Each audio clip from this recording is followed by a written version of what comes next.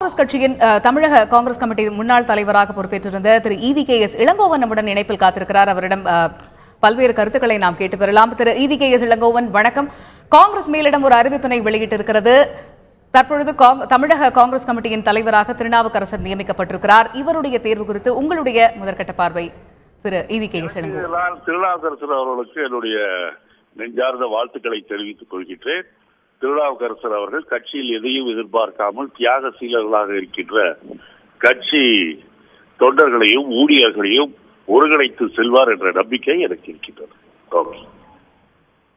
திரு இளங்கோவன், இப்ப நீங்க தமிழக தேர்தலில் நடைபெற்ற அந்த தோல்வியை தொடர்ந்து நீங்கள் உங்களுடைய ராஜினாமா கடிதத்தை சமர்ப்பித்தீர்கள். அப்பொழுது தமிழகத்தைச் சேர்ந்த காங்கிரஸ் கட்சியைச் சேர்ந்த பல மாவட்டத்தைச் சேர்ந்த செயலாளர்கள் நீங்க ராஜினாமா கடிதம் கொடுக்க கூடாது, மீண்டும் நீங்க இந்த தலைவர் பொறுப்பை ஏற்க வேண்டும் அப்படின்னு சொல்லியிருந்தாங்க. அவர்களுடைய ஆதரவு தற்பொழுது திரு திருநாவுக்கரசருக்கு கிடைக்குமா? ஒருங்கிணைந்து தமிழக காங்கிரஸ் செயல்படுவதற்கான சாத்தியக்கூறுகள் இருக்கிறதா? இல்ல, நான் முதலில் ஒன்றை தெளிவாக சொல்ல விரும்புகின்றேன். நீங்கள் சொல்லியது போல சட்டமன்ற தேர்தலில் காங்கிரசுக்கு தோல்வி கிடைக்கவில்லை. நாங்கள் 3 காங்கிரஸ் எம்எல்ஏக்களாக இருந்தவர்கள் 8 எம்எல்ஏக்கள் பெற்றிருக்கின்றோம். அது மட்டுமல்ல, தமிழகத்தை பொறுத்தவரையில் காங்கிரஸ் 3வது பெரிய கட்சியாக இருக்கின்றது. திமுகவிற்கும் அதிமுகவிற்கும் அடுத்த இடத்தில் இருக்கின்றோம். ஆகவே சட்டமன்ற தேர்தலில் காங்கிரசுக்கு தோல்வி கிடைத்தது என்பதை என்னால் ஏற்றுக்கொள்ள முடியாது. அடுத்த கேள்வியாக நீங்கள் மாவட்ட தலைவர்களை கேட்டீர்கள்.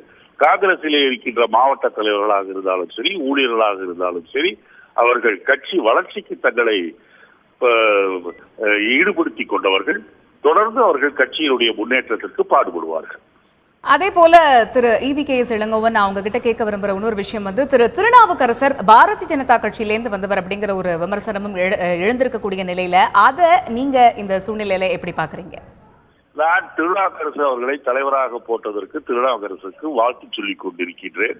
இந்த நேரத்தில் இது போன்ற கேள்விகளுக்கெல்லாம் நான் பதில் சொல்ல விரும்பவில்லை. உங்களுடைய கருத்துக்களை எங்களுடன் பகிர்ந்து கொண்டமைக்கு மிக்க நன்றி திரு EVKS இளங்கோவன்.